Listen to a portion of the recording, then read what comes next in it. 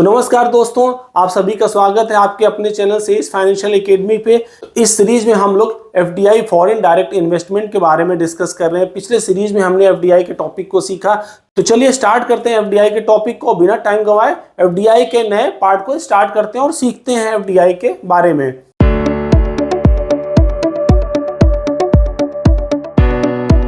तो अभी हमने एफडीआई के अलग अलग फॉर्म्स के बारे में बात की कि कौन से फॉर्म्स की रिपोर्टिंग होगी। ठीक है, अलग अलग टाइप के गवर्नमेंट्स ने फॉर्म्स डिसाइड किए हैं कि अगर आपको फ्रेश इशू कर रहे हो तो आप एफसीजीपीआर फाइल कर रहे हो, अगर आप ट्रांसफर ऑफ शेयर्स हैं तो एफसीटीआरएस फाइल कर रहे हो। अभी जैसे हमने डिस्कस किया, गवर्नमेंट ने बहुत सारे प्रोसेस को ईजी किया हुआ है, तो इन ईजी प्रोसेस में ही हम लोग समझते हैं। अभी जो गवर्नमेंट ने जो फॉर्म्स पोर्टल बनाया हुआ है, इसकी रिपोर्टिंग के लिए जो फॉरेन इन्वेस्टमेंट है, जो भी फॉरेन इन्वेस्टमेंट होगा उसकी रिपोर्टिंग के लिए गवर्नमेंट ने फॉर्म्स पोर्टल बनाया हुआ है। ये जो फॉर्म्स पोर्टल है, इसका फुल फॉर्म है, अगर आप बात करें, foreign investment reporting and management system. तो ये फॉर्म्स का फुल फॉर्म है। ये फॉर्म जो है एक पोर्टल है, इस पोर्टल पे आप अपनी रिपोर्टिंग कर सकते हो। ये एक सिंगल प्लेटफॉर्म है, गवर्नमेंट ने इनिशिएट किया है। इसके थ्रू आपको मल्टीपल प्लेटफॉर्म पे जाने की जरूरत नहीं है। इसमें आपको एंटिटी की रिपोर्टिंग करनी होगी। तो चलिए हम लोग फटाफट सीखते हैं ये फॉर्म्स पोर्टल में रिपोर्टिंग करने का क्या प्रोसेस है। तो चलिए, जैसे हमने लिखा कि for ease of doing business presently government has introduce single platform which is called forms. तो फॉर्म्स जो है क्या है? Foreign investment reporting and management system. इसके थ्रू रिपोर्टिंग होगी जो भी फॉरेन इन्वेस्टमेंट होगा। और इसके अंदर गवर्नमेंट ने दो मॉड्यूल बनाए हुए हैं। पहले मॉड्यूल का नाम है एंटिटी मास्टर फॉर्म और दूसरा मॉड्यूल का नाम है सिंगल मास्टर फॉर्म। अब इसको भी हम लोग क्विकली समझेंगे। तो क्या एंटिटी मास्टर फॉर्म क्या होगा? एंटिटी मास्टर फॉर्म जो है और सिंगल मास्टर फॉर्म जो है, ये डिफर क्या है, तो हम लोग क्विकली समझते हैं। एंटिटी मास्टर फॉर्म जो है वो एंटिटी से रिलेटेड रजिस्ट्रेशन है। मतलब कोई भी एंटिटी है जो एफडीआई रिसीव करी है या रिसीव करने वाली है, वो अपना रजिस्ट्रेशन कराएगी फॉर्म्स पोर्टल पे। किसमें? ईएमएफ, एंटिटी मास्टर फॉर्म के अंदर केवल एंटिटी का रजिस्ट्रेशन होगा। ये वन टाइम होगा, एक एंटिटी के लिए एक ही होगा। ठीक है। सिमिलरली सिंगल मास्टर फॉर्म जो होगा, वो एंटिटी की रिपोर्टिंग से रिलेटेड होगा। जो भी ट्रांजैक्शन की रिपोर्टिंग होगी उसके लिए आपको सिंगल मास्टर फॉर्म पे आपको अप्लाई करना होगा। सिंगल मास्टर फॉर्म पे आपको डिटेल्स फाइल करना होगा। ये एडी कैटेगरी वाइज है। फॉर एग्जाम्पल, अगर आपने पहले आईसीआईसीआई से रिपोर्टिंग करी थी, कोई प्रीवियस आपका एफडीआई आया था और आपका नेक्स्ट एफडीआई है, वो मान लीजिए आप किसी दूसरे बैंक से, मान लीजिए कोटक बैंक से करना चाह रहे हैं, तो वो आप फॉर्म्स पोर्टल पे एसएमएफ में आपको रजिस्ट्रेशन करना होगा उस एडी वाइज। और वो जो आपके डॉक्यूमेंट्स होंगे वो डायरेक्टली सबमिशन के बाद उस स्पेसिफिक बैंक, उस एडी कैटेगरी के बैंक को पहुंच जाएंगे। ये ध्यान देने की बात है कि जो सारी रिपोर्टिंग होती है एडी कैटेगरी वन के ब्रांचेस जो फॉरेन एक्सचेंज हैंडल करने के लिए एलिजिबल होते हैं, वो कैटेगरी 1 के ब्रांच आते हैं। तो उन सारी ब्रांचेस को आप भेज सकते हो। तो आपका जो स्पेसिफिक ब्रांच होगा, आप एडी कैटेगरी वाइज आप उस बैंक को, आप ये बैंक वाइज है, आप बैंक वाइज आपका रजिस्ट्रेशन करना होगा। एसएमएफ में रजिस्ट्रेशन करोगे तो आप जा सकते, ये मल्टीपल रजिस्ट्रेशन हो सकता है, ये जरूरी नहीं है। ये बैंक वाइज रजिस्ट्रेशन होता है, जो कि ये एंटिटी वाइज होता है। ये ध्यान देने की बात है। अभी हम लोग इसको डिटेल में समझेंगे। तो जैसा हमने डिस्कस किया कि एंटिटी मास्टर फॉर्म क्या होता है, कि EMF account is the first step and it's an entity specific account. Entity specific account जैसे हमने डिस्कस किया, कोई भी एंटिटी होगी उसको फर्स्ट टाइम फॉर्म्स पोर्टल पे रजिस्ट्रेशन कराना होगा एंटिटी मास्टर फॉर्म का। उसको सारी डिटेल्स फाइल करनी होंगी, अपनी कंपनी का रजिस्ट्रेशन नंबर, अपनी कंपनी का नाम, अपनी कंपनी का एड्रेस, ताकि वो वन टाइम रजिस्ट्रेशन हो सके और उसका आईडी पासवर्ड आरबीआई के थ्रू उसको मिलेगा और वो हमेशा वही यूज कर सकता है। ठीक है। अब दूसरा अगर बात करें एंटिटी मास्टर फॉर्म में, एंटिटी का मतलब क्या हुआ? एंटिटी का मतलब क्या हो सकता है कि कोई भी कंपनी, जो भी कंपनी है जिसने एफडीआई रिसीव किया है, वो एंटिटी कहलाएगी। चाहे कोई एलएलपी हो, लिमिटेड लायबिलिटी पार्टनरशिप हो, या कोई स्टार्टअप हो, वो भी एंटिटी कहलाएगा। इवन चाहे in case of company registered, whether it is public, private limited हो, लिस्टेड हो, अनलिस्टेड हो, फॉर प्रॉफिट, नॉन प्रॉफिट हो, गवर्नमेंट हो, प्राइवेट हो, कोई भी कंपनी हो, वो सारी एंटिटी कहलाएंगे और उनको एंटिटी मास्टर फॉर्म में रजिस्ट्रेशन करना होगा। अभी हमने जो बात किया कि एंटिटी मास्टर फॉर्म में हमें रजिस्ट्रेशन करना होगा, तो चलिए इसको हम लोग एक फ्लो में, मैंने बनाया हुआ फ्लो में समझने की कोशिश करते हैं कि कैसे एंटिटी मास्टर फॉर्म में कोई यूजर होगा, वो यूजर आईडी अपनी क्रिएट करेगा। क्या होगा प्रोसेस, तो सबसे पहले की प्रोसेस की बात करें तो एंटिटी यूजर सोल पर्सन, जो भी ऑथराइज पर्सन होगा वो रजिस्टर्ड करेगा, ठीक है, अपना आईडी क्रिएट करने के लिए। उसके बाद क्या होगा, रजिस्ट्रेशन फॉर्म जो पोर्टल पे होगा, रजिस्ट्रेशन का फॉर्म, उसमें सारी डिटेल्स फाइल करनी होंगी फॉर्म्स पोर्टल पे। जब ये फाइल करेगा तो उसमें क्या होगा, उस डिटेल के साथ अपना अटैच करेगा कंपनी का पैन नंबर, कंपनी के सारे डिटेल्स, रजिस्ट्रेशन नंबर, वो सारी डिटेल्स वो उसको अटैच करेगा। और जैसे ही ये सारा अटैच करने के बाद क्या होगा, वो सबमिट करेगा और वो रिक्वेस्ट आरबीआई के पास पहुंच जाएगी अप्रूवल की। ये कोई एंटिटी है जो अपना एंटिटी मास्टर फॉर्म क्रिएट करना चाहता है, वो डायरेक्ट आरबीआई के पास जाएंगी और आरबीआई जो होगा वो उसको यूजर नेम और पासवर्ड इशू करेगा। तो इस तरीके से जो ईएमएफ जो है, ईएमएफ फॉर्म क्रिएट होता है, वो ऐसा नहीं है कि किसी आपने फॉर्म सबमिट किया और ईएमएफ फॉर्म क्रिएट हो गया। ईएमएफ फॉर्म में अपनी अपनी डिटेल्स डालोगे, कंपनी की डिटेल्स डालेंगे, ठीक है, और सारी डिटेल डॉक्यूमेंट्स लगाने के बाद वो आरबीआई के पास फ्लो करते हो और आरबीआई उसको थॉरली चेक करेगा और जब चेक करने के बाद उसको आईडी पासवर्ड इशू करेगा। ये वन टाइम एक्टिविटी है, इसमें आपके बैंक का कोई रोल नहीं है। ये एंटिटी मास्टर फॉर्म है, ये डायरेक्टली आरबीआई के पास जाएगी, ठीक है। इसको ये भी समझते हैं one entity can have only one entity user, मतलब एक कंपनी है जो एंटिटी वो एक ही यूजर क्रिएट कर सकती है, ठीक है। Any changes in the entity user contact RBI help desk, अगर कोई चेंज करना होगा तो आपको आरबीआई की हेल्प डेस्क को जाना होगा। One person can also be an entity user for more than one entity, मतलब ये नहीं कोई ऑथराइज यूजर है एक कंपनी का, अगर वही ऑथराइज पर्सन दूसरे ही कंपनी का ऑथराइज पर्सन है तो वो उस कंपनी में भी एंटिटी यूजर में बन सकता है। वो यूजर मतलब एंटिटी मास्टर फॉर्म के दूसरे भी कंपनी में ऑथराइज पर्सन बन सकता है। पर्सन अलाउड है, बट एक एंटिटी का एक ही ईएमएफ फॉर्म होगा, एक ही यूजर आईडी होगी, ठीक है। ये क्लियर हो गया, तो होप ये समझ में आया एंटिटी मास्टर फॉर्म क्या होता है, जो फॉर्म्स पोर्टल पे क्रिएट किया जाता है। एंटिटी मास्टर फॉर्म जिसको बोलते हैं ईएमएफ, ये एंटिटी के लिए होता है, इससे बैंक से रिलेशन नहीं होता है, ये वन टाइम एक्टिविटी है। जब आप फॉर्म्स पोर्टल पे ईएमएफ क्रिएट कर लोगे उसके बाद आपका रोल आता है आपकी रिपोर्टिंग का, जो रिपोर्टिंग के लिए आपको specific single master form create करना पड़ेगा। चलिए अब हम लोग उसको देखते हैं। तो सिंगल मास्टर फॉर्म क्या होता है, जैसे मैंने बताया एडी वाइज होता है। The single master form SMF account is an authorised dealer bank, AD bank specific. तो कहने का मतलब यहाँ पे जो होगा एडी बैंक स्पेसिफिक जो रिपोर्टिंग करनी होगी उसके लिए आप सिंगल मास्टर फॉर्म क्रिएट करेंगे। सिंगल मास्टर फॉर्म में क्या चाहिए होगा, बहुत सारी डिटेल चाहिए होंगी। ये रिपोर्टिंग स्पेसिफिक है और उस बैंक से जिस बैंक में आपको रिपोर्टिंग करनी होगी उस बैंक की भी डिटेल आपको चाहिए होगी। तो सिंगल मास्टर फॉर्म है जो रिपोर्टिंग स्पेसिफिक है, चाहे आपको एफसीजीपीआर की रिपोर्टिंग करनी हो या एफसीटीआरएस की रिपोर्टिंग करनी हो, एलएलपी फॉर्म 1 फॉर्म 2, किसी भी रिपोर्टिंग के लिए आपको सिंगल मास्टर फॉर्म की जरूरत पड़ेगी। तो सिंगल मास्टर फॉर्म जो होगा जिस भी बैंक से थ्रू आपको रिपोर्टिंग करनी है, बैंक इसमें इन्वॉल्व होगा, आपकी सारी डिटेल्स फिल होंगी और वो सारी डिटेल्स आपके बैंक के पास जाएंगी। बैंक उसको थॉरली क्रॉस चेक करेगा और या तो वो कमेंट करके वापस करेगा या अगर सब कुछ डिटेल सही रहेगा तो वो फॉरवर्ड करेगा आरबीआई के पास फर्दर अप्रूवल के लिए, क्लोजर के लिए, रिपोर्टिंग के लिए, ठीक है। तो यहाँ पे जानने की बात यह है कि सिंगल मास्टर फॉर्म को हम लोग अलग इसको डिवाइड करते हैं जो कौन सी कैटेगरी में। तो reporting under single master form can be divided into 3 parts.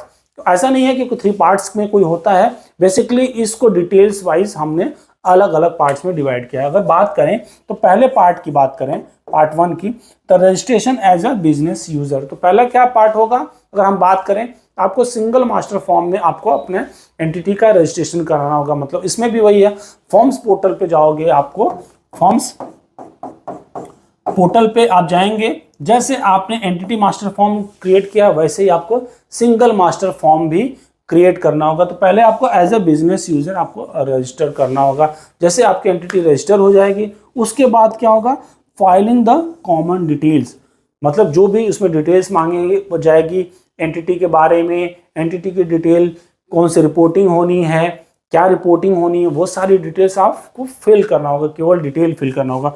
और थर्ड वन है फिलिंग द रिक्वायर्ड फॉर्म, कौन कौन से फॉर्म की रिपोर्टिंग होगी वो आपको देखना होगा। मान लीजिए आपकी एलिजिबिलिटी बनती है, एफसीजीपीआर ने आपने फ्रेश शेयर इशू किया है, तो अब उस पोर्टल में आपको सेलेक्ट करना होगा। तो पहले आपको काम क्या करना होगा, अपना रजिस्टर करना होगा अपनी एंटिटी को। जैसे आपने एंटिटी का बिजनेस रजिस्ट्रेशन कर लिया सिंगल मास्टर फॉर्म में, उसके बाद जो भी रिक्वायर्ड मैंडेटरी डिटेल्स होंगी उसको फिल करना होगा। वो जो फिल करना आपने क्रॉस किया उसके बाद पूछा जाएगा कौन से फॉर्म को आपको अप्लाई करना है। तो अगर आपने फॉर्म FCGPR फाइल किया, FCTRS फाइल किया या एक्सेट्रा जो भी फाइल किया उसके अकॉर्डिंगली आपका फॉर्म खुलेगा और उसमें जो भी रिक्वायर्ड डिटेल्स होंगी उसको और डॉक्यूमेंट्स आपको अटैच करने पड़ेंगे। क्लियर हो गया? तो ये सारी 3 कैटेगरी जो हमने डिवाइड करी हैं इनको अब हम लोग डिटेल में समझने की कोशिश करते हैं। तो चलिए, अगर आप RBI की साइट पे जाते हैं तो ये फॉर्म्स पोर्टल होगा। अगर आप RBI पे लॉगिन करते हैं तो इस तरीके से आपको फॉर्म्स पोर्टल दिखेगा जिसमें आप लॉगिन अपना ID पासवर्ड डाल के आप अपनी चेक कर सकते हैं सारी डिटेल्स। तो फॉर्म्स पोर्टल पे जाएंगे, अगर आप अपना बिजनेस यूजर क्रिएट करना होगा या बिजनेस यूजर क्रिएट कर लिया होगा तो आप लॉगिन करेंगे तो इस तरीके से आपको फॉर्म्स पोर्टल दिखेगा। अब सिंगल मास्टर फॉर्म जो है बहुत ही इंपॉर्टेंट मास्टर फॉर्म है, क्योंकि इसी फॉर्म पे आपको सारी रिपोर्टिंग करनी होगी। आपको बहुत ही केयरफुल रहना होगा। जो भी आपका स्टाफ हो, जो भी पर्सन ऑथराइज्ड हो, जो भी इसको हैंडल करता हो, उसके पास सारी रिक्वायर्ड डिटेल्स हों, रिक्वायर्ड डॉक्यूमेंट्स हों और क्लैरिटी हो सारी चीज़ों की कि अगर कोई फ्रेश इशू कर रहा है शेयर तो किसको इशू किया है, इशू करने के बाद आपका स्टेक कितना है, वो सारी डिटेल्स क्लैरिटी होनी चाहिए। कौन सी पार्टी से आया है, कौन सा बैंक इन्वॉल्व है, तो वो सारी चीज डिटेल्स होनी चाहिए आपके पास। अगर हम बात करें इंपॉर्टेंट पॉइंट्स का कि सिंगल मास्टर फॉर्म में कौन कौन से इंपॉर्टेंट पॉइंट्स हों जो आपको नोट करना होगा। कोई भी पर्सन जो भी फॉरेन एक्सचेंज में काम कर रहा है या जो भी एम्प्लॉय अगर इसको हैंडल कर रहा है, FCGPR की रिपोर्टिंग कर रहा है, FCTRS की रिपोर्टिंग कर रहा है, तो सिंगल मास्टर फॉर्म को क्रिएट करने के लिए टाइम पे कौन कौन से इंपॉर्टेंट डिटेल्स रिक्वायर्ड है। अगर हम बात करें उसमें सबसे पहला होगा क्या, कंपनी का रजिस्ट्रेशन नंबर, CIN नंबर होना चाहिए। ठीक है, कस्टमर का कंपनी आइडेंटिफिकेशन नंबर कि वो कौन सी कंपनी है, उसके लिए जो भी रजिस्ट्रेशन होगा उसका कंपनी का वो चाहिए होगा, कंपनी का नाम, एप्लीकेशन डेट, ये सारी चीज़ें आपको होनी चाहिए डिटेल। एंट्री रूट कौन सा होगा, ये आपका ऑटोमेटिक रूट है, गवर्नमेंट रूट है, गवर्नमेंट रूट होगा तो आपके पास प्रायर अप्रूवल होने चाहिए। तो वो सारी चीज़ें मेंशन करनी पड़ेंगी। ठीक है, एप्लीकेबल सेक्टरल कैप, कौन सा सेक्टर है, उस सेक्टर में कितना कैप अलाउ है FDI का, वो भी मान लीजिए 100% तो 100%। अगर मान लीजिए आपके पास 74% से हमने डिस्कस किया किस सेक्टर में कितना कैप है, तो वो सारी चीज़ें मेंशन होनी चाहिए। ठीक है, अगर अगले पॉइंट की बात करें, whether foreign investment is a foreign specific project manufacturing unit, then fill the address and pin code by selecting the green और ब्राउन फील्ड। ठीक है, तो अगर फॉरेन मैन्युफैक्चरिंग है तो उसके अकॉर्डिंगली आपको ग्रीन या ब्राउन फील्ड आपको सेलेक्ट करना होगा। ये पॉइंट्स आपको पता होने चाहिए। ठीक है, अगले पॉइंट की बात करें, first name, middle name and last name of business unit, आपको मेंशन करना होगा फर्स्ट बिजनेस यूनिट का नाम, मिडिल और लास्ट बिजनेस यूनिट। अगर मिडिल नेम नहीं है तो लास्ट नेम है, या जैसे भी आपको वो आपको बाइफरकेट करके फिल करना होगा। Valid email and phone number is to be provided. ठीक है, जो भी ऑथराइज पर्सन होगा उसका ईमेल आईडी, फोन नंबर या कंपनी का फोन नंबर, ईमेल आईडी, वो सारा मेंशन होना चाहिए। Address, correspondence address of the business unit, जहाँ पे कॉरेस्पॉन्डेंट किया जा सकता है। कम्युनिकेशन एड्रेस जो बिजनेस का होगा वो मेंशन करना होगा। ठीक है, IFSC कोड, IFSC कोड क्यों चाहिए होगी, बैंक की डिटेल्स होंगी कि कौन सा बैंक है, कौन सी ब्रांच है जो ऑथराइज होगी, ये सारी रिपोर्टिंग को क्रॉस चेक करने के लिए और फॉरवर्ड करने के लिए तो बैंक स्पेसिफिक होगा, उस बैंक का IFSC कोड फिल करना होगा। ठीक है, अगला क्या होगा, PAN and entity name are auto populated, मतलब कंपनी का पैन नंबर होगा, एंटिटी नेम वो ऑटो पॉपुलेटेड होगा। क्यों ऑटो पॉपुलेटेड होगा, क्योंकि आपने जो एंटिटी का रजिस्ट्रेशन किया था उसमें ये सारी डिटेल ऑलरेडी मेंशन की होंगी। तो जब आप ये सारा चीज फिल कर रहे होगे तो ये आपका ऑटोमेटिकली पॉपुलेट करेगा। तो ये सारे जो इंपॉर्टेंट पॉइंट हैं, जो भी सिंगल मास्टर फॉर्म आप फाइल करोगे उसके पहले आपके पास ये सारी डिटेल्स होनी चाहिए। ठीक है, अब हम लोग कोई इंपॉर्टेंट डॉक्यूमेंट्स की भी बात करते हैं जो सिंगल मास्टर फॉर्म में वो कौन कौन से मोस्ट इंपॉर्टेंट डॉक्यूमेंट, जो कॉमन डॉक्यूमेंट्स हैं, मोस्ट इंपॉर्टेंट है, वो सारे होने चाहिए। सबसे पहला क्या होना चाहिए, आपके पास KYC होना चाहिए। जो भी रेमिटर है, जिसने भी इन्वेस्टमेंट किया है उसकी KYC होनी चाहिए। उसमें डिटेल होना चाहिए कि रेमिटर के एंटिटी का नाम, उसका रजिस्ट्रेशन नंबर, उसका एड्रेस, उसका कौन सा बैंक है, बैंक के साथ कितने टाइम से रिलेशन है, वो सारी चीज़ें मेंशन होनी चाहिए। ठीक है, उसके अलावा क्या है, आपके पास रेमिटर जो भी पेमेंट आया है, रेमिटेंस आया, उसका स्विफ्ट होना चाहिए ताकि वो डिटेल्स मेंशन हो कि कौन कौन से पार्टी इन्वॉल्व है, किसके बैंक के थ्रू पैसा आया, कब आया, उसका पर्पस क्या था, कितना अमाउंट आया है, वो सारी डिटेल्स पता चल सकती हैं स्विफ्ट के थ्रू। ठीक है, अगला भी बात करें मेमोरेंडम ऑफ एसोसिएशन, एमओए आपका होना चाहिए, आपके पास अवेलेबल होना चाहिए, हैंडी होना चाहिए जब भी सिंगल मास्टर फॉर्म आप फाइल करते हो, ठीक है। उसके बाद FIRC foreign inward remittance certificate आपको बैंक इशू करके देगा, जिस बैंक के थ्रू आपका पैसा आया है, अगर आपका बैंक वो फाइल करके देगा जब भी आप पर्पस कोड के साथ डिक्लेरेशन सबमिट करते हो। एट द टाइम आप जब आपका रेमिटेंस आता है, फॉरेन से जब पैसा आया होगा, जब आपका रेमिटेंस आया होगा, जब आपका रेमिटेंस क्रेडिट हुआ होगा आपका, उसके लिए आपको FIRC इशू किया होगा ताकि आप फाइल कर सको, FCGPR जो भी चीज़ें हैं, ठीक है। अब CS सर्टिफिकेट, सर तो कंपनी सेक्रेटरी और सर्टिफिकेट जो भी रिक्वायर्ड है, अगर आपने इशू किया है, शेयर इशू किया है, तो शेयर की जो वैल्यूएशन होगी वो सर्टिफाइड करेगा, तो उसका सर्टिफिकेट आपके पास ऑलरेडी एडवांस में होना चाहिए। तो आपको पता होना चाहिए कि कौन कौन से इंपॉर्टेंट डॉक्यूमेंट्स हैं जो रिक्वायर्ड हैं, वो सिंगल मास्टर फॉर्म के लिए रिक्वायर्ड हैं, तो वो जब भी आप सिंगल मास्टर फॉर्म में फाइल करोगे तो वो आपके पास हैंडी होने चाहिए, ठीक है। उसके बाद क्या हो, वैल्यूएशन सर्टिफिकेट, ये वैल्यूएशन सर्टिफिकेट जो होगा CA बना के देगा, इसके अलावा भी और कोई सर्टिफिकेट वो भी आपको रिक्वायर्ड होनी चाहिए। तो pre and post share holding pattern, ठीक है। अगर मान लीजिए आपकी कंपनी है, कभी आपका इशू नहीं किया, तो उसका प्री अगर मान लीजिए 100% है, उसने 20% स्टेक सोल्ड किया है, तो जो सेल किया है 20%, उसके बाद उसका 80% होगा। तो अभी क्या स्टेक होगा, 80-20। जैसे मान लीजिए पहले उसका 100% था, अभी उसने क्या हुआ, 80% उसके पास है और 20% सोल्ड कर दिया है, तो 20 + 80 = 100 हो गया। तो अभी स्टेक क्या होगा, 80 एंड 20 का होगा। तो ये पता होना चाहिए, pre and post share holding pattern वो आपको मेंशन करना होगा। कॉपी ऑफ गवर्नमेंट अप्रूवल, अगर रिक्वायर्ड है कोई गवर्नमेंट अप्रूवल, मान लो गवर्नमेंट रूट से जाता है, तो वो भी आपके पास पहले हैंडी होना चाहिए, ठीक है।